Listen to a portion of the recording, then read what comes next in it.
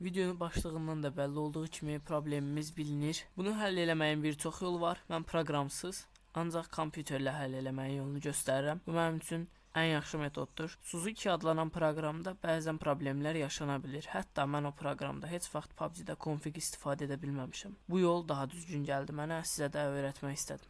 Bunun üçün kompüterimiz ilə telefonumuz arasında USB əlaqəsi yaradırıq. Gördüyünüz kimi üstdə bildiriş gəldi. Sol üstdən aşağı çəkirik. Buna basırıq. Yəni ayrıntılarına. Bu cihaz USB-dən şarj oluyor basırıq. Dosya aktarma Android Auto'ya basırıq. Artıq telefonumuzla kompüter arasında dosyalar paylaşıla bilir. Kompüter ekranında bu olmalıdır. Əgər bu olmasa, mən də sizin görüntünüzə qayıdım. Əgər ikisi də olmayıbsa, buradan çıxırıq. Yəni mən çıxıram, siz çıxmırsınız. Dosya gezginlə girirsiniz. Bu bilgisayara basırsınız.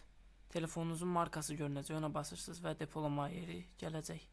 Bura basdıqdan sonra gördüyünüz kimi telefonunuzun bütün dosyaları görünəcək. Android data. Sonra isə buradan PUBG-yə istədiyimiz konfigi yükləmək üçün PUBG-nin dosyalarını tapmalıyıq.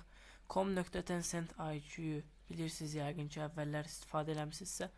Buradan failsi tapırsınız və kompüterə konfigi yükləməlisiniz. Telefondan göndərə bilərsiniz və ya başqa bir cür kompüterdən özünüz yükləyə bilərsiniz. Bu konfigi bir dəfəyə içindəki files dosyasını götürüb atırıq. Hər şey icazə veririk, kompüterdə elədiklərimin eynisini eləyirsiniz və hər şey tamam olur.